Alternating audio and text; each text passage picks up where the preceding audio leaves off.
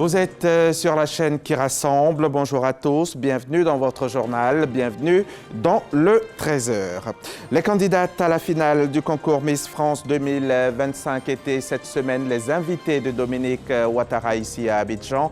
La première dame leur a offert un déjeuner avant de les amener découvrir la case des enfants, le centre d'accueil de la Fondation Children of Africa au plateau. Visite guidée à suivre en début de journal. Le Premier ministre est aux Émirats arabes unis dans le cadre de la 45e édition du Big Five Global, rencontre internationale sur les questions de l'immobilier et de la construction. Rendez-vous en marge duquel Robert Mambébegré s'est rendu à Abu Dhabi où il a accordé une audience au diplomate Bassam Saïd Freya. Les pays du monde entier réunis à Bakou ont approuvé ce dimanche un accord prévoyant au moins 300 milliards de dollars de financement annuel pour les pays en développement pour combattre le changement climatique. Les pays pauvres et vulnérables se sont résignés et accepté cet engagement financier des pays développés à l'horizon 2035. Les candidates à la finale du concours Miss France 2025 sont à Abidjan. Je vous le disais, elles sont belles, elles sont magnifiques. Elles découvrent la perle des lagunes et elles sont les hôtes de Dominique Ouattara. Après qu'elle leur a offert un déjeuner, la première dame de Côte d'Ivoire les a amenées visiter la case des enfants, le centre d'accueil de la Fondation Children of Africa. Attention, séquence, émotion.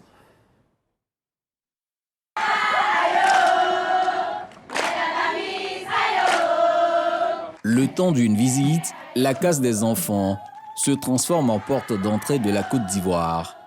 Dès leur arrivée sur place, les candidates au concours Miss France 2025 découvrent une autre facette de l'hospitalité ivoirienne, celle servie dès le bas âge.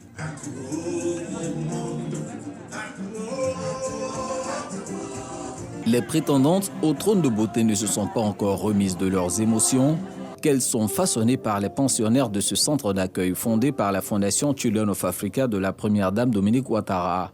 Sous les auspices de leur filleule du jour, chacune des 30 candidates régionales au concours Miss France est habillée en tenue pagne, modèle traditionnel à Caen. Elles vont par la suite défiler sous le magistère de la reine Amlan, rôle incarné par Miss France 2024, Eve Gilles. Une ambiance chaleureuse et festive à laquelle participe la première dame Dominique Ouattara.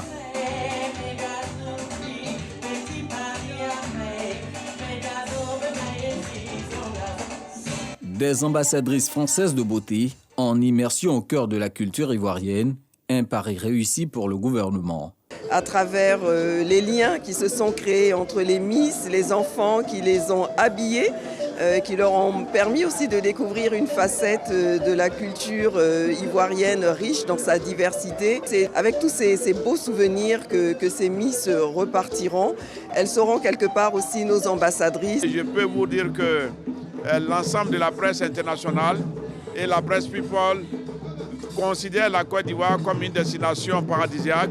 Le 14, je demande aux Ivoiriens de rester devant leur écran pour voir comment la Côte d'Ivoire est vendue pendant 8 à 10 minutes de temps d'antenne en prime time, où on verra la Côte d'Ivoire dans toute sa diversité, dans ses endroits les plus ludiques, et comment la Côte d'Ivoire est présentée au reste du monde. En souvenir de ces moments inoubliables, chaque Miss a offert à son ou sa filleule du jour un présent rapporté de France. C'est incroyable comme endroit. Je trouve que d'ouvrir des structures comme ça pour des enfants qui en ont besoin, c'est merveilleux et c'est génial. Donc vraiment pour eux et pour nous, c'est un moment merveilleux, je pense. Je suis éducatrice spécialisée dans la vie, je travaille avec des enfants au quotidien, donc ici c'est vraiment que du bonheur.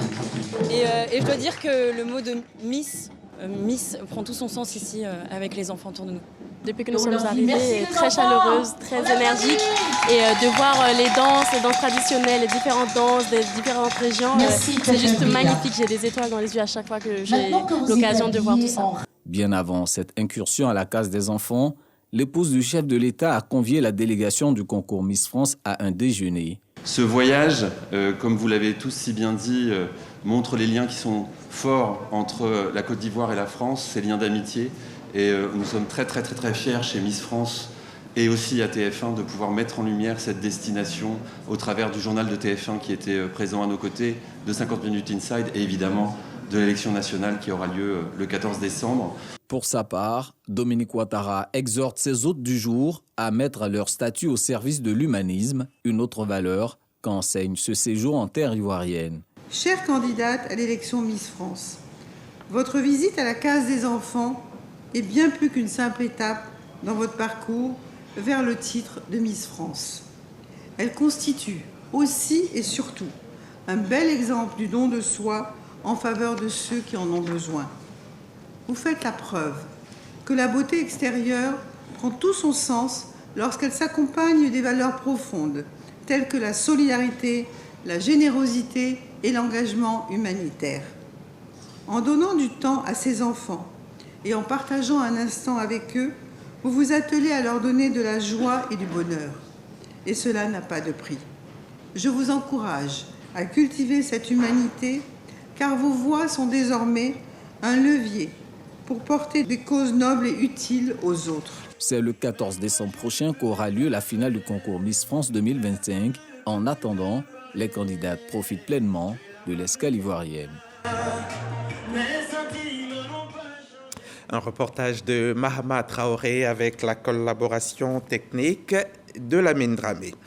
Le Forum de la diaspora ivoirienne 2024, une plateforme inclusive et interactive dont l'objectif principal est de renforcer les liens entre la diaspora ivoirienne et la Côte d'Ivoire, cela à travers la mise en place de mécanismes de soutien et de stratégies pour accroître l'attractivité des territoires ivoiriens.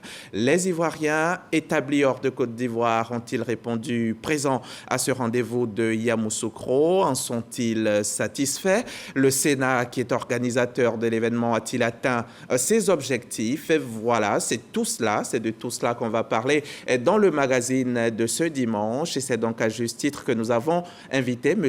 Alcide Djedje, le président du comité scientifique du Forum de la diaspora ivoirienne 2024. Merci d'être venu, M. le ministre Alcide Djedje.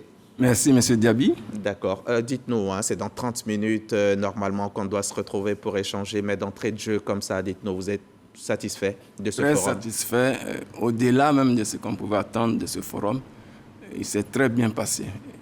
Voilà. D'accord. On va développer tout ça tout à l'heure, dans 30 minutes. Merci, M. Diaby. Je vous le disais en titre, Robert Mambébegré est aux Émirats arabes unis depuis hier samedi. Le Premier ministre va prendre part à Dubaï à la 45e édition du Big Five Global. Cette rencontre internationale d'échange sur les questions de l'immobilier et de la construction. Avant ce rendez-vous important, le Premier ministre a fait une halte à Abu Dhabi où il a échangé avec le diplomate Bassam Saïd Freya. Herman Guivet et Adama Kéré ont assisté à l'audience.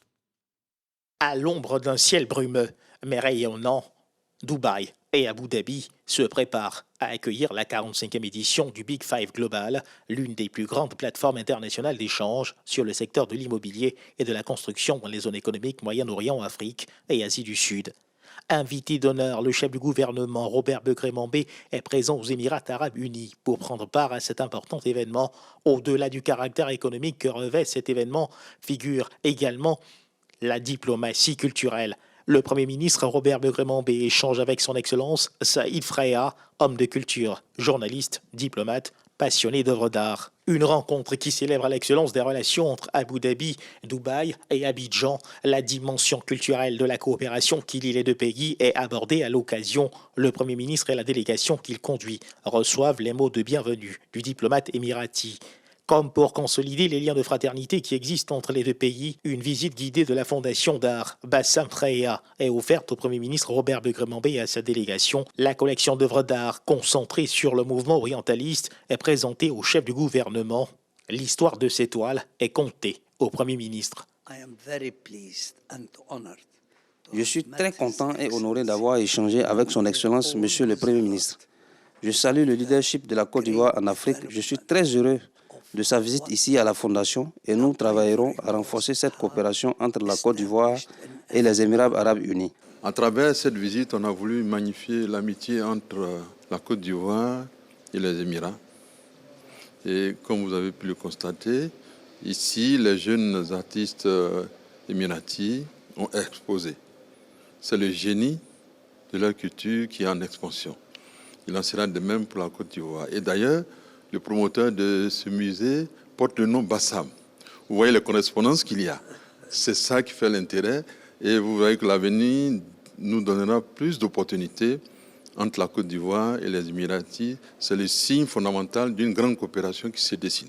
Installée sur un site de 6200 mètres carrés, la fondation au cœur du district culturel de Saradia à Abu Dhabi livre son contenu au regard des visiteurs. En plus de servir de vitrine pour des œuvres d'art exceptionnelles, la fondation vise à soutenir les jeunes talents en offrant des bourses annuelles et en organisant des conférences, des ateliers et des expositions thématiques à leur intention. Avant l'ouverture officielle du Big Five Global, une rencontre avec la diaspora ivoirienne figure à l'agenda du Premier ministre Robert Begré-Mambé, ici à Abu Dhabi. Et ici, à Abidjan, ici en Côte d'Ivoire, la lutte contre la corruption s'accentue à ce jour. Une stratégie nationale est en cours d'élaboration, même en cours de validation. Cette semaine, au cours d'un atelier à Grand Bassam, les acteurs concernés ont reçu le texte fondateur. Victorine Yaoyobwe, reportage. 3 objectifs majeurs sont visés par la toute prochaine stratégie nationale de lutte contre la corruption, SNLC en Côte d'Ivoire. Promouvoir l'intégrité, institutionnaliser la transparence pour mieux lutter contre les faits de corruption, tant dans le secteur public qu'au sein des entreprises privées et des organisations de la société civile. Il faudra donc agir sur 4 segments. 1. Cadre juridique et institutionnel.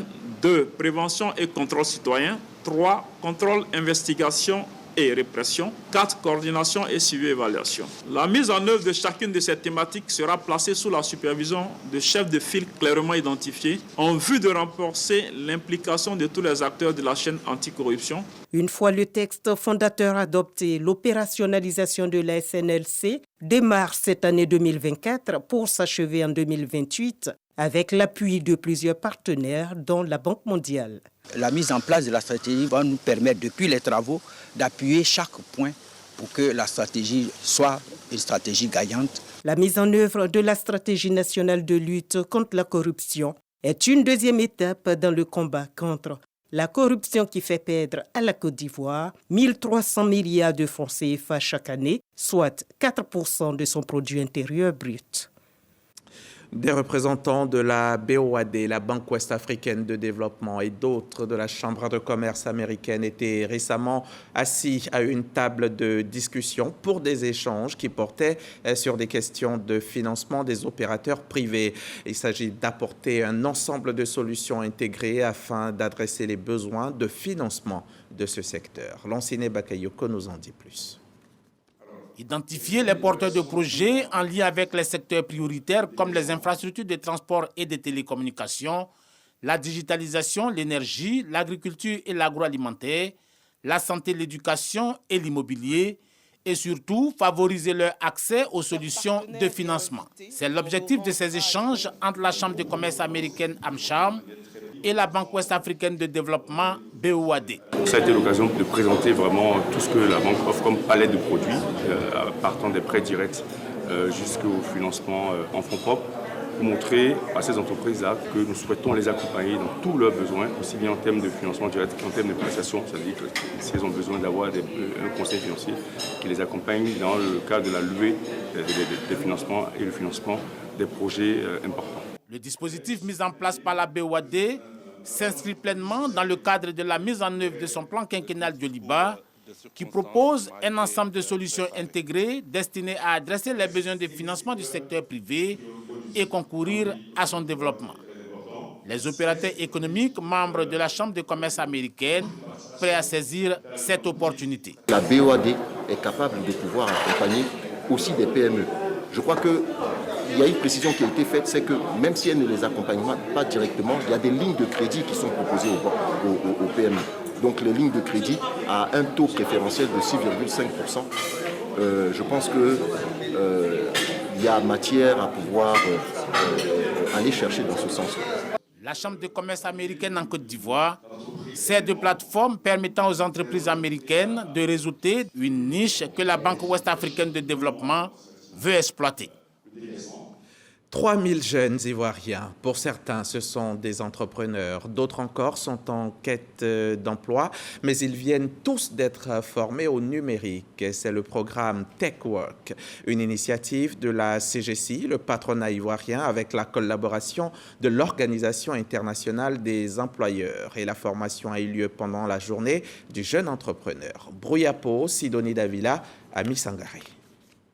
C'est une journée marquée par une session de post-formation dont l'objectif principal est de transmettre des enseignements pratiques sur la gestion des finances et la planification des dépenses. Notre partenaire a voulu, dans le cadre de cette formation, donner un aspect financier afin que les jeunes soient de mieux en mieux formés à la gestion des finances. Il est important pour nos jeunes de se rendre compte de l'opportunité qui leur est donnée d'apprendre, de se former, parce que nous, chefs d'entreprise, avons besoin de jeunes qui aient acquis beaucoup de compétences. Et ce projet Tech at Work leur a donné gratuitement des compétences numériques, des compétences entrepreneuriales.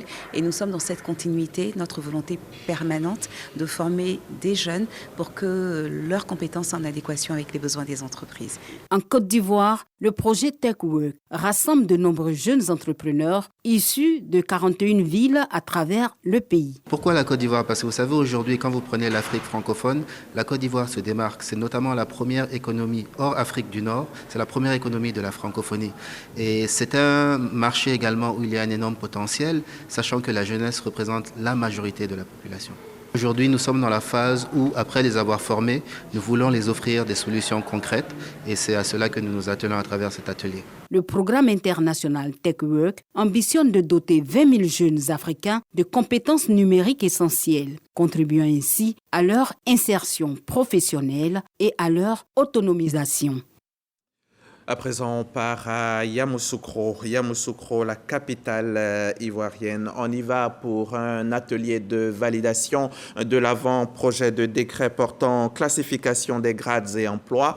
Vous l'avez forcément compris, c'est une initiative du ministère d'État, ministère de la fonction publique et de la modernisation de l'administration. Les précisions de Kader Sogodogo de la station régionale RTI Bouaké. Des représentants des institutions de la République, des départements ministériels, la plupart des directeurs des ressources humaines et des organisations syndicales, centrales et fêtières, aux côtés du ministère d'État, ministère de la fonction publique et de la modernisation de l'administration, pour l'atelier de validation de l'avant-projet de décret portant classification des grades et emplois dans l'administration de l'État et dans les établissements publics nationaux. Il s'agit en réalité de revisiter nos emplois pour voir ceux qui sont encore en adéquation avec les besoins de notre administration et supprimer ceux qui ne sont plus adaptés aux conditions nouvelles d'exercice dans notre administration, mais aussi et surtout de s'assurer de la cohérence de nos emplois et des profils de carrière dans chacun des emplois de l'administration. En la matière, la vision du président de la République est claire.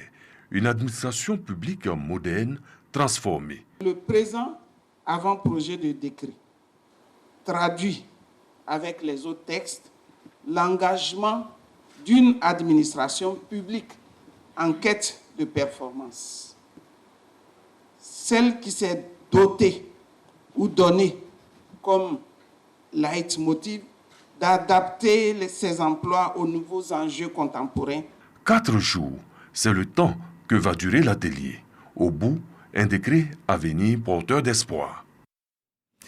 L'ANACACI, c'est l'Association nationale des coopératives agricoles de Côte d'Ivoire. L'association vient d'organiser la 4e édition du Forum économique des sociétés coopératives de Côte d'Ivoire, en abrégé, et c'est le FECOPSI. Et c'était à Tomodi, place Gabriel Tiako, au centre de la Côte d'Ivoire. L'objectif du forum, on le connaît, c'est professionnaliser les coopératives agricoles membres de la fêtière. Julien Gogo, Abou Sanogo, reportage.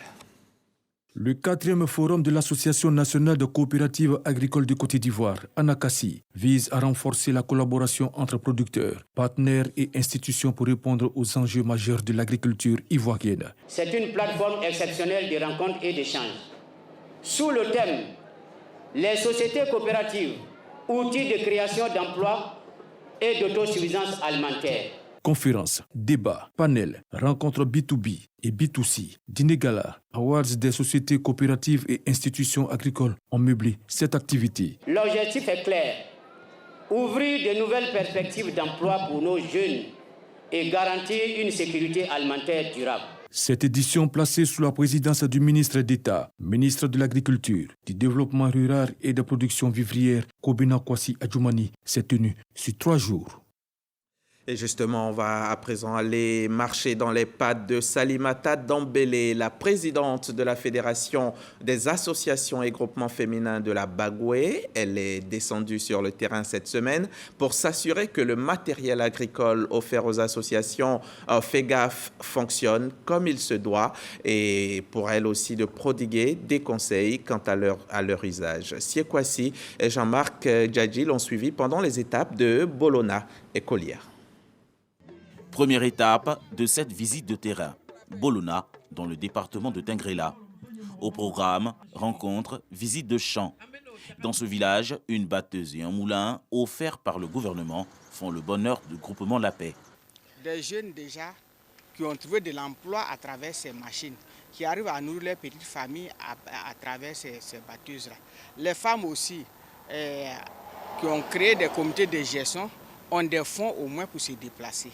Toutes les bonnes volontés qui peuvent venir au moins, comme le ministre Adjoumani l'a fait, il est venu dans la région, il a offert 6 bateaux de riz pour aider les femmes. Je pense que si chacun pouvait le faire, vraiment les choses auraient plus vite. Seconde étape de la visite, Kolia, dans le département de Koutou. Ici, comme partout ailleurs, la saison des récoltes bat son plein.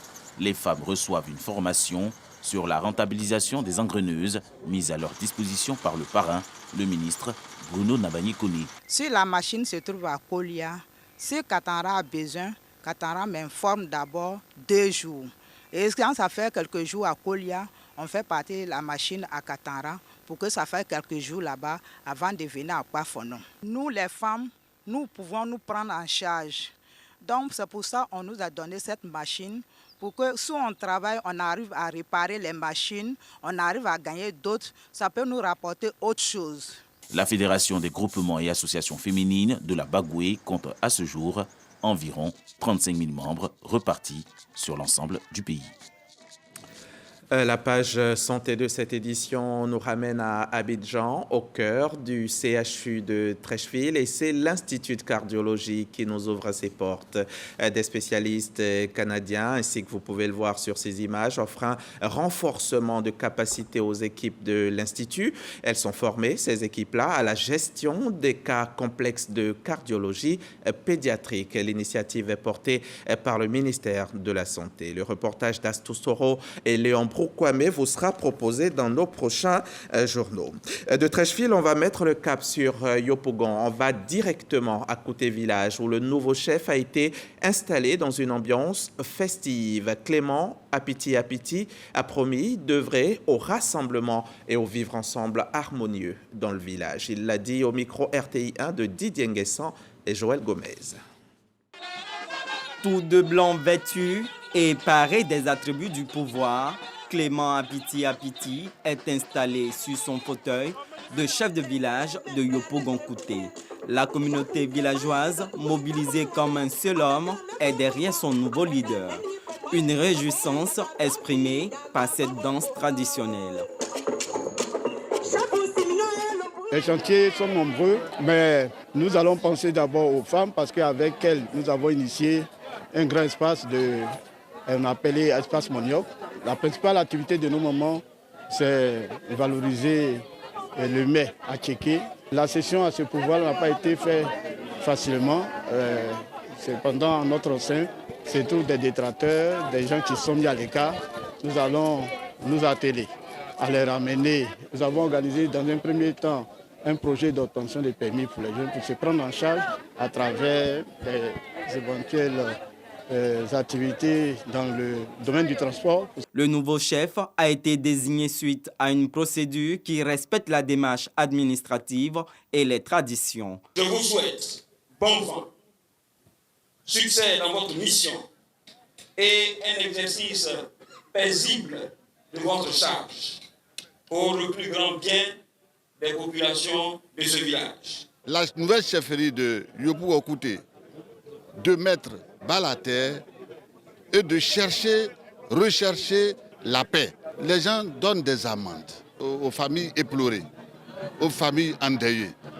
Tout cela, Yopougon-Kouté nous a dit aujourd'hui que vraiment tout cela va s'arrêter. Le chef de village de Yopougon-Kouté est secondé par Siméon Ayo Agbassi et Jacques-Cyril Laquet. C'était un reportage de Didier Nguessan. C'est dimanche, on va prier. Direction la cathédrale Saint-Paul d'Abidjan-Plateau. On va assister à cette messe d'action de grâce et de fin de mission de Jean-Pierre Cardinal Coutois, archevêque émérite d'Abidjan. Une messe de remerciement pour toutes ces années de vie données pour la gloire de Dieu et pour l'Église catholique. Godefroy Okambawa, témoignage. C'est une église unie autour de celui qu'on appelle désormais archevêque émérite d'Abidjan.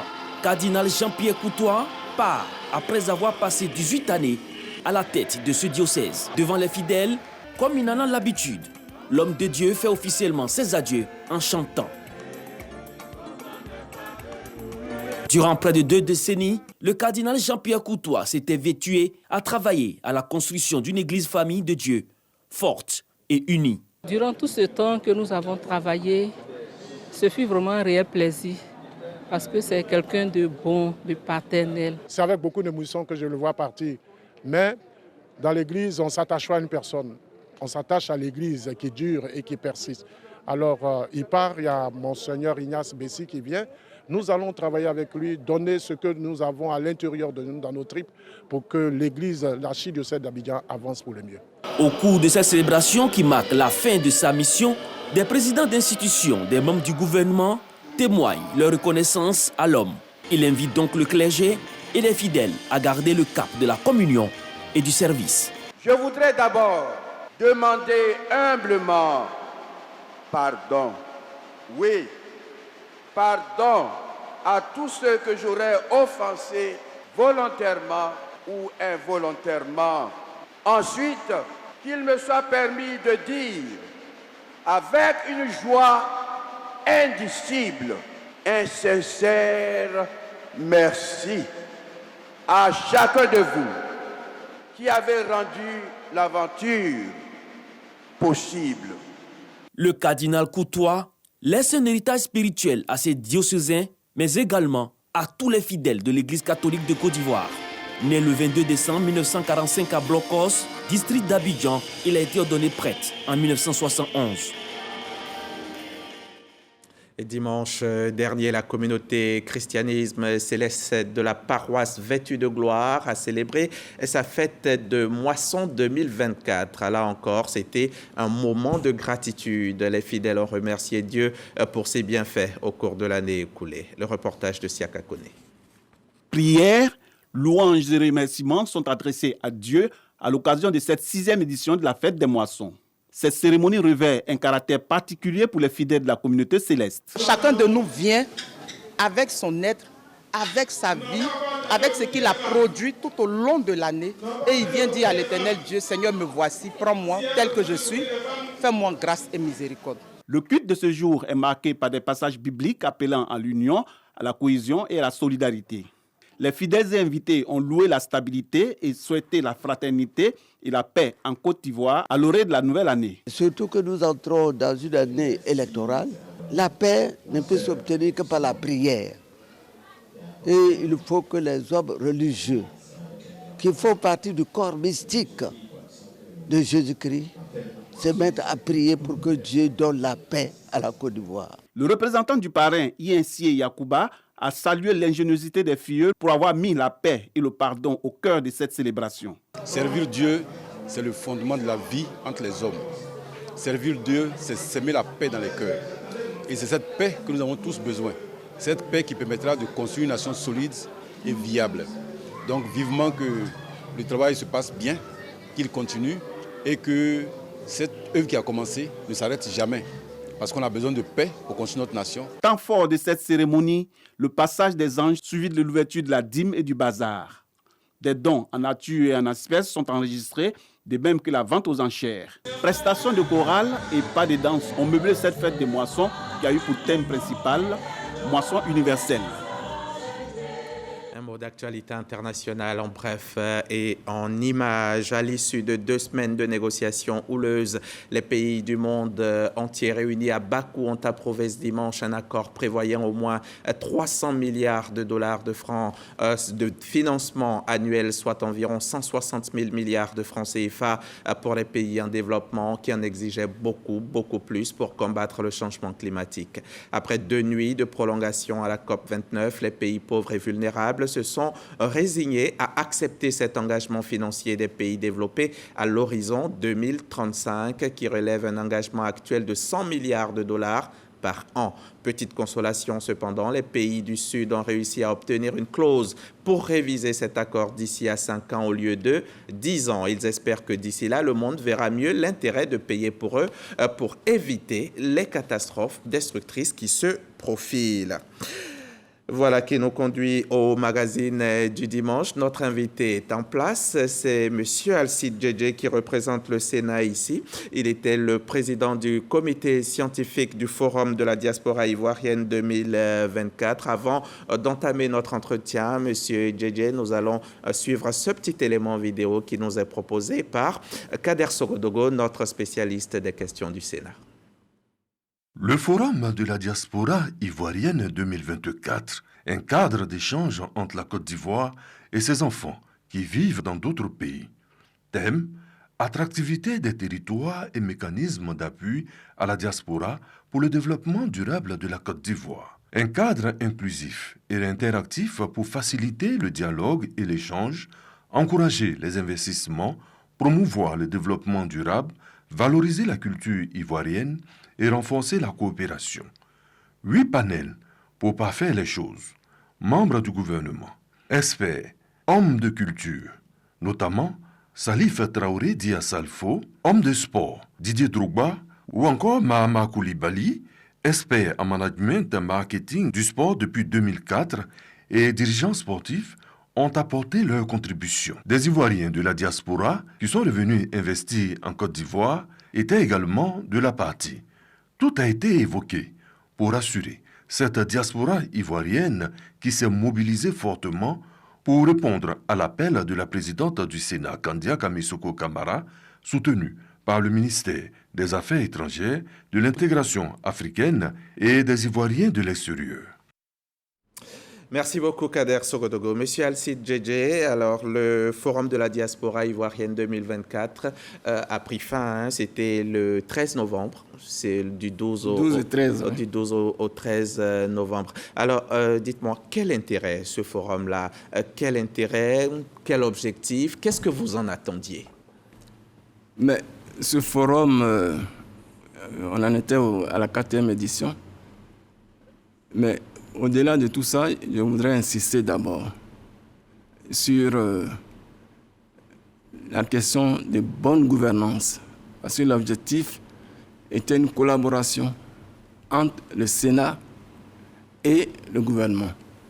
Vous savez, à travers le ministère des Affaires étrangères. À travers le ministère des Affaires étrangères. Et donc, ça a été un grand moment de bonne gouvernance parce que la Constitution de 2016 prévoit la représentation de la diaspora par le Sénat. Vous savez que le Sénat a seulement 6 ans. Donc il y a des forums qui avaient été organisés par le ministère des Affaires étrangères en 2015, 2017 et 2019.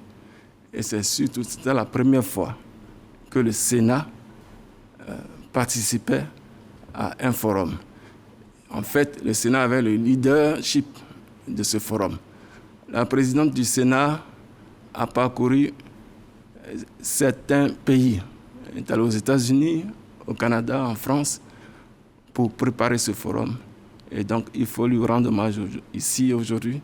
Et c'est elle qui avait le leadership dans ce forum, organisé conjointement avec le ministère des Affaires étrangères. D'accord, vous l'avez dit, c'est la première fois que le Sénat est impliqué dans l'organisation. Les autres éditions, c'était le ministère des Affaires étrangères. Mais l'objectif, c'était lequel, en fait? Qu'est-ce que vous attendiez de ces Ivoiriens établis hors de Côte d'Ivoire? il s'agissait de consolider, de resserrer les liens entre la diaspora et la nation ivoirienne. Et cet objectif a été atteint. En fait, le ministère des Affaires étrangères gère déjà la diaspora, oui.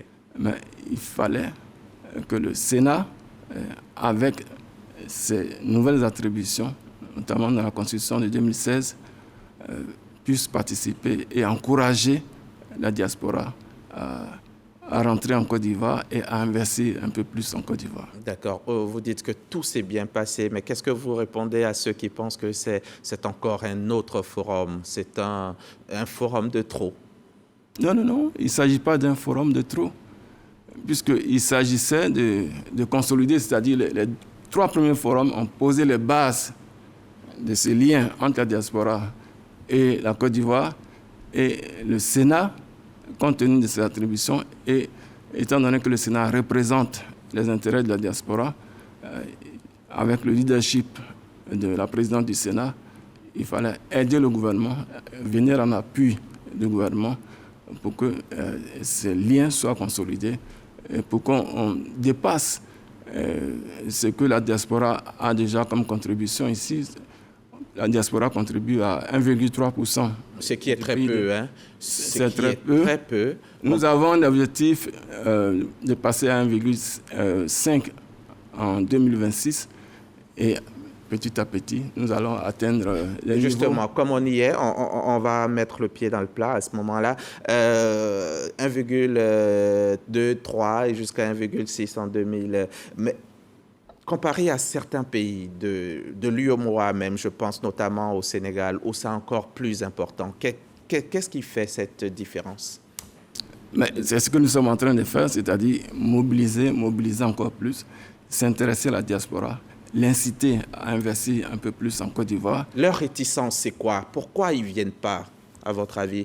Parce qu'on a plus d'1 million quand même, 1,2 million, je crois, d'Ivoiriens établis hors de Côte d'Ivoire. Comment ça se fait qu'ils n'ont pas... Ils pensent que tout n'est pas réuni pour qu'ils viennent investir, à votre avis? Non, tout est réuni. Pourquoi il faut aller les chercher? Non, pas forcément aller les chercher. Vous avez vu ce qui s'est passé. Nous avons lancé ce forum et la plupart de ceux qui ont participé ont acheté eux-mêmes leurs billets pour venir en Côte d'Ivoire. Donc, ça veut dire qu'ils s'intéressent. Ils sont intéressés. Ils sont intéressés. Et il y a des structures telles que le CPC qui les incitent à venir. Mais il y a encore du travail à faire, il faut le reconnaître. Ouais. C'est quoi les fruits des 3 premières éditions? Vous avez dit que ces éditions-là ont posé les bases et cette 4e édition essayait de consolider les choses. C'est quoi les fruits? Qu'est-ce qu'on a gagné déjà avec cette On a première? gagné déjà, il y a certains entrepreneurs, il y a un entrepreneur bien connu, celui-là, que le CPC a encadré. Et il a une entreprise très prospère. Actuellement en Côte d'Ivoire, je ne veux pas faire de publicité, mais c'est des exemples concrets qu'on peut citer. D'accord, un parmi tant d'autres, bien entendu. Attractivité des territoires et mécanismes d'appui à la diaspora pour le développement durable de la Côte d'Ivoire. C'était le thème de ce forum 2024. Qu'est-ce qu'il faut comprendre par ce thème? Oui, c'est-à-dire il faut bien établir le lien. Vous savez, chacun de nous a déjà eu l'expérience d'un membre de la diaspora, d'un membre de sa famille qui envoie du matériel médical à telle ou telle mairie. Vous savez que le Sénat représente les collectivités territoriales et aussi la diaspora qui est considérée comme la 32e région de Côte d'Ivoire. Et donc, bientôt d'ailleurs, nous aurons un forum consacré au territoire, aux collectivités territoriales. Et donc, c'est bien établir ces liens entre la diaspora et nos territoires. Le président Aka Awele, qui représente la région, qui est président de l'association de... La RDCI. Oui, la RDCI, était d'ailleurs présent, il a fait une communication. Donc l'objectif, en fin de compte, c'est de mettre ensemble les territoires et la diaspora, et pour que la diaspora puisse investir encore. Et qu'est-ce qui s'est passé, M. Djedje? Qu'est-ce qui s'est passé concrètement à ce forum à Yamoussoukro? Alors, il y a eu des B2B, des séances de réseautage, et il y a eu des panels Il y a eu des grands moments. Nous avons nous-mêmes découvert certaines sommités ivoiriennes qui sont à la tête d'organisations africaines, l'Agence spatiale africaine. Vous ne saviez pas que c'était un Ivoirien qui était directeur de cette agence de l'Union africaine, et d'autres cadres, d'autres sommités qui se sont mis ensemble et qui se mettent en réseau. Donc il y avait le B2B, il y avait des panels et il y avait des expositions. D'accord. En termes d'investissement, on y revient, en termes d'investissement, en termes rapport au PIB, que représentent les Ivoiriens de la diaspora? 1,3%, le plus souvent, les transferts de fonds, et puis dans le domaine de la construction, le plus souvent. Et donc, il faut accroître ce chiffre. Et il y a des projections.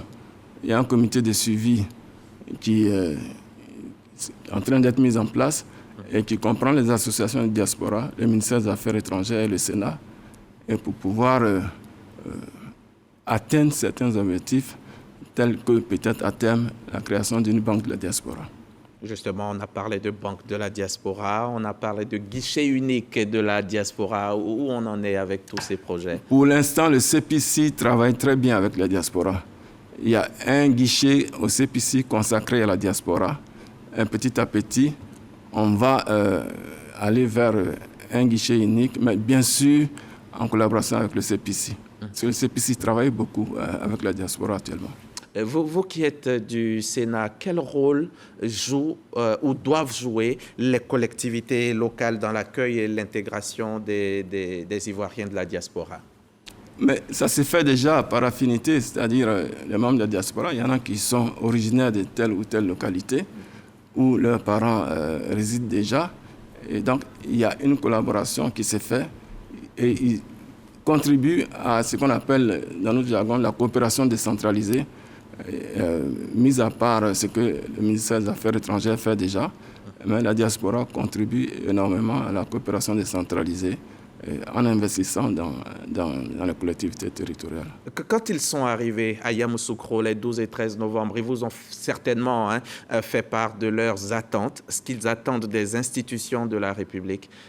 Partagez-nous leurs attentes. Non, en général, au cours des débats qu'il y a eu, ils sont en harmonie avec nos ambassades. Vous savez qu'il y avait nos ambassadeurs qui étaient là, il y en a qui ont présenté des panels, il y en a qui étaient modérateurs. Il y avait même des consuls généraux qui... Les consuls généraux, etc. Et donc, au cours des échanges qu'il y a eu, échanges directs entre les associations de diaspora et nos ambassadeurs, on a noté qu'il y avait une harmonie et que les consuls généraux ont participé vraiment à la mobilisation de la diaspora. Le record a été battu par les États-Unis. Bon, le consul général à New York est venu avec un peu plus d'une cinquantaine de membres de la diaspora. Et évidemment, il y avait la France, le Canada. Il y avait 28 pays. Ils sont venus de 28 pays, de tous les continents quasiment, mis à part l'Australie. Alors, on va terminer. Vous êtes satisfait, ça on l'a dit. Mais quels sont les résultats de ce forum et quelles perspectives? Ouais, les résultats, c'est que la diaspora nous a dit, après les contacts, les conversations et les bilans que nous avons faits, étaient vraiment satisfaits au-delà de nos attentes. Parce qu'ils ont vu que cette fois-ci, il y avait une plus grande mobilisation des entreprises privées. Il y a eu des séances de travail et toutes les entreprises, il y avait des banques qui étaient présentes, des entreprises privées. Et donc, il y a eu vraiment un résultat qui est très satisfaisant. Et ensuite, ce qu'il faut retenir, c'est que la diaspora veut continuer et c'est la mise en place de ce comité de suivi pour un suivi plus grand. Le ministère des Affaires étrangères le fait déjà très bien, mais là, nous avons élargi le champ d'action avec le Sénat, les affaires étrangères et les associations de la diaspora. Ce qui rend tout cela plus efficace. Voilà, pour être plus efficace. Merci. Merci, M. Diaby. Monsieur Alcide Djedje, président du comité scientifique du Forum de la diaspora ivoirienne 2024 qui s'est tenu à Yamoussoukro les 12 et 13 novembre dernier. Merci encore d'être venu. Bon dimanche, bon retour chez vous et puis bien de choses à Madame le Président du Sénat. Merci. Merci à vous, chers téléspectateurs. Bon dimanche chez vous également.